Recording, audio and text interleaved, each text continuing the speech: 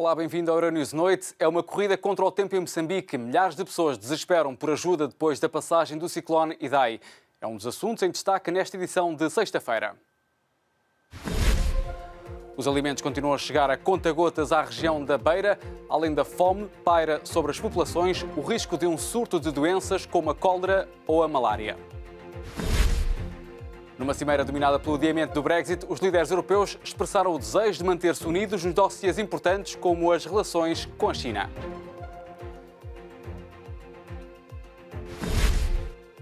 Detido ontem, Michel Temer recusou jantar e os advogados tentam evitar o depoimento do ex-presidente brasileiro à Polícia Federal.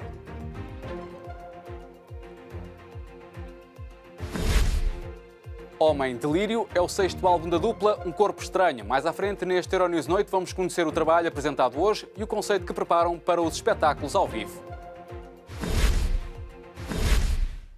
Para já, começamos com a tragédia da passagem do ciclone Idai por Moçambique. O último balanço dá conta de cerca de 300 mortos e mais de 15 mil desaparecidos.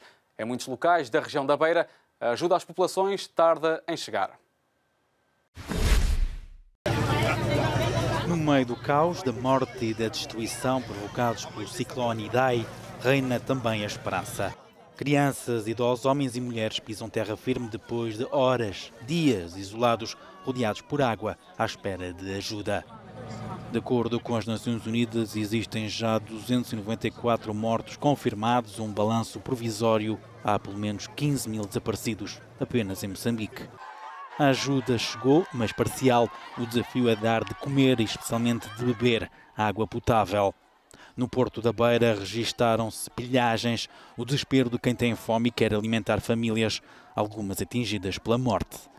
A ajuda alimentar internacional chega a conta-gotas e ainda de forma caótica antes dos canais de auxílio se estabilizarem.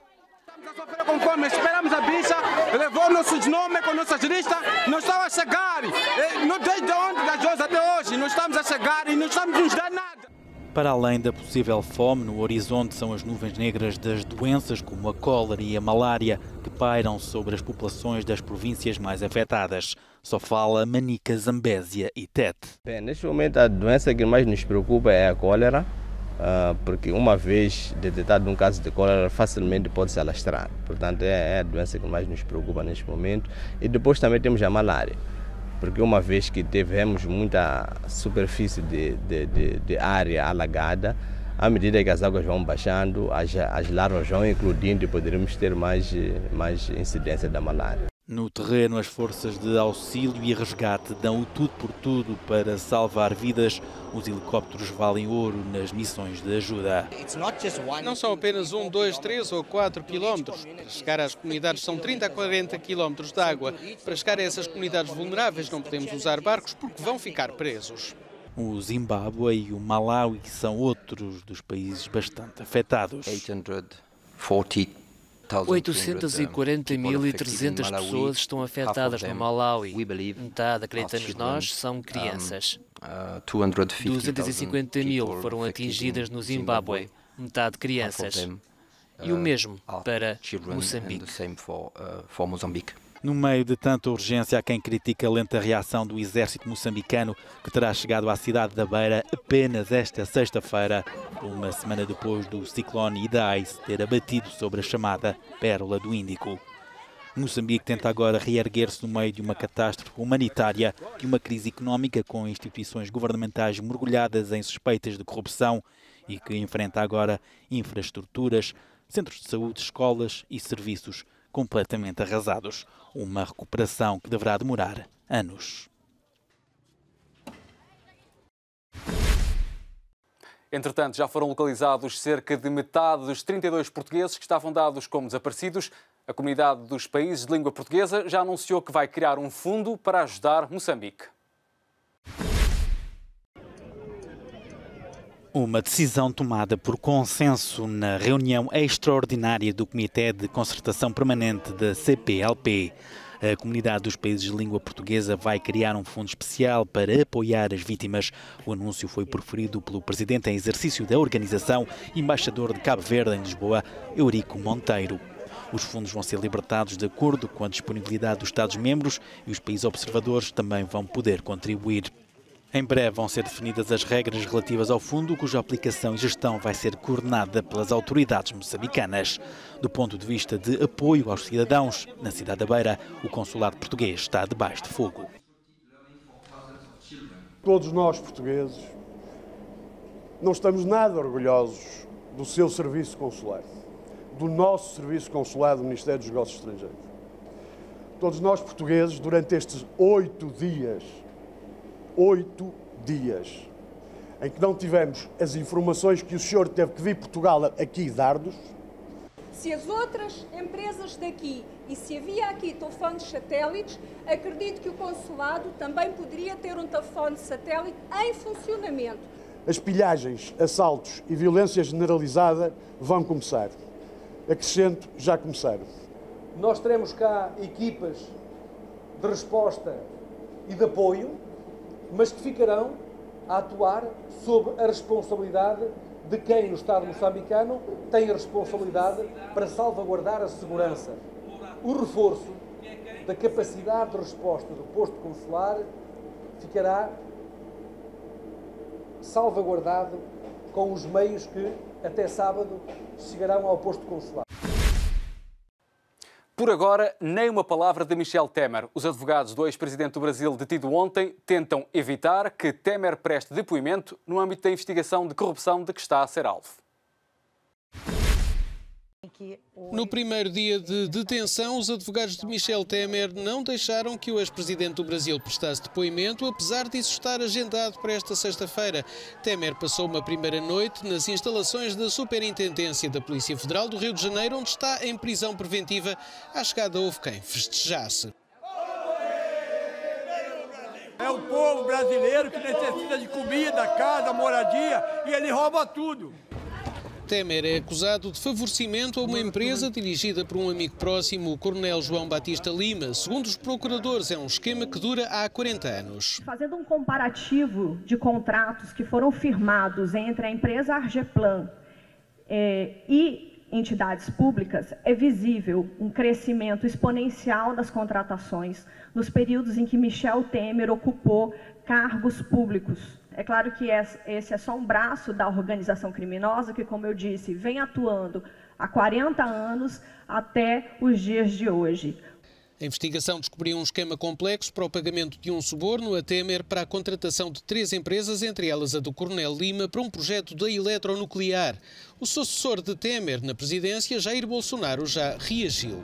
Como disse há pouco, a justiça nasceu para todos e cada um responda pelos seus atos. Com Temer, são 2 os antigos chefes de Estado brasileiros atrás das grades. O outro é Lula da Silva, condenado por corrupção. Sobre a prisão de Temer, Lula diz que a investigação apenas quer desviar as atenções.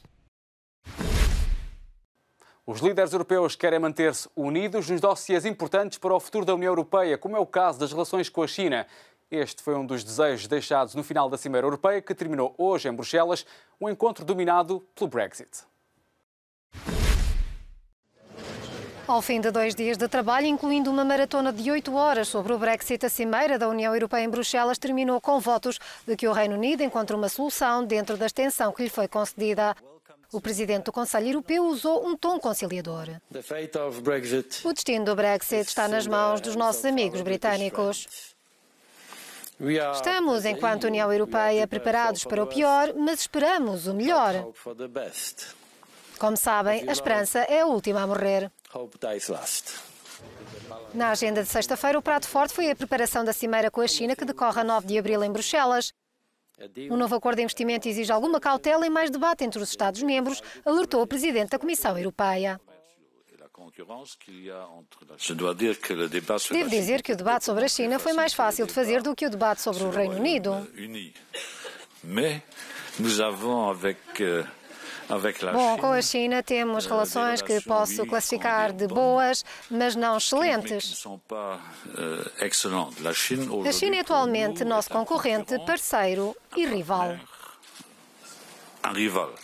O presidente francês confirmou que ainda há diferenças a limar sobre como lidar com aquele gigante económico.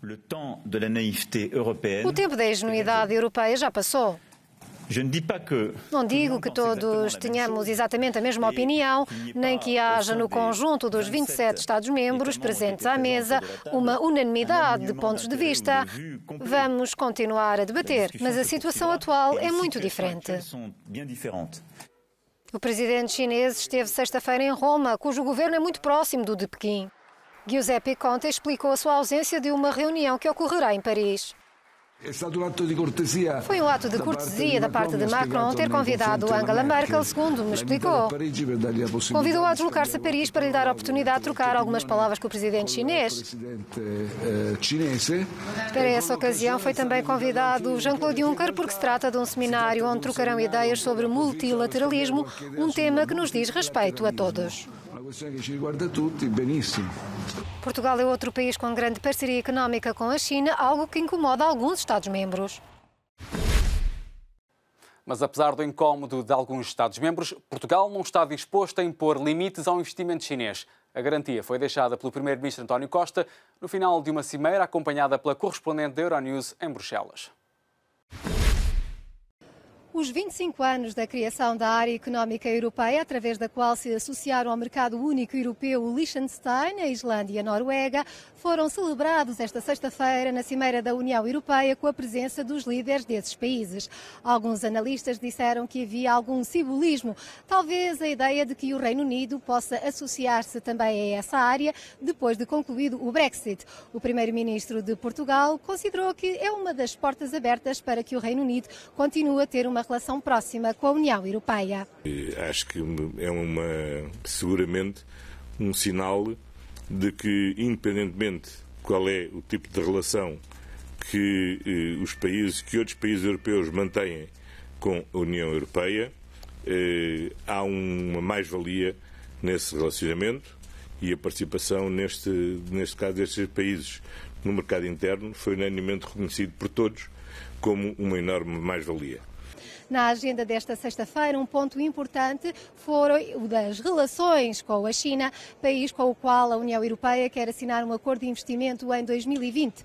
Portugal é um dos Estados-membros com uma relação mais próxima com a China, que tem um grande investimento económico no país, e o primeiro-ministro de Portugal não vê razões para alterar essa estratégia. O investimento chinês em Portugal é uma pequeníssima parcela do investimento chinês no conjunto da Europa.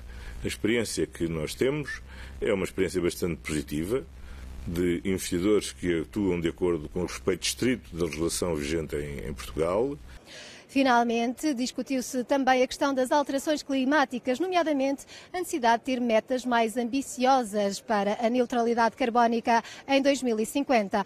Portugal está de acordo com essa agenda e o tema será debatido na próxima Cimeira Ordinária da União Europeia, em junho. Isabel Marques da Silva, a Euronews, em Bruxelas. Os Um Corpo Estranho lançaram esta sexta-feira o 6º álbum de originais. A dupla de Setúbal falou com a Euronews sobre o novo trabalho e sobre o concerto teatral que estão a preparar para os espetáculos ao vivo.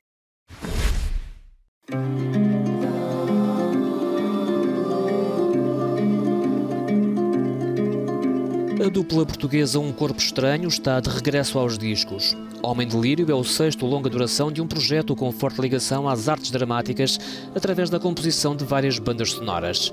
Pedro Franco e João Mota apostam agora num ambiente mais poético. Pensámos que seria interessante fazer um disco com este ambiente meio etéreo e instrumental, que fazia a ponte entre os dois trabalhos. Mas penso que continuamos neste território do pop rock e do folk, que é o meio onde nos movemos melhor. Este novo registro dos Um Corpo Estranho foi pensado para subir ao palco aliando teatro às 8 músicas do álbum. A ideia é mesmo promover este Homem de Lírio, sempre com a encenação de Ricardo Mondin. A ideia base será sempre tocar o disco com a peça. Não quer dizer que se houver uma oportunidade não toquemos o disco sem a peça, mas estamos a pensar para já sermos o mais fiéis possível ao conceito inicial. Numa altura em que tanto está a acontecer na Europa e no mundo, perguntámos aos Um Corpo Estranho como se enquadram na atual União Europeia e como são influenciados na música que produzem pelos diversos problemas deste projeto com 28 Estados-membros tão diferentes. Como escritores de canções temos uma responsabilidade de pensar e de meditar sobre as coisas que acontecem no cotidiano e no panorama tanto nacional como internacional. E sim, obviamente que é muito preocupante algumas coisas que estão a acontecer na Europa neste momento, como em tantas outras partes do mundo, e isso acaba sempre por transparecer para o nosso trabalho.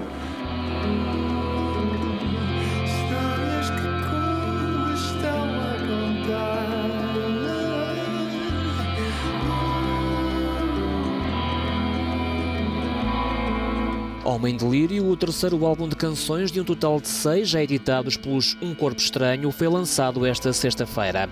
A estreia em palco está marcada para 11 de maio em Palmela, perto de Setúbal.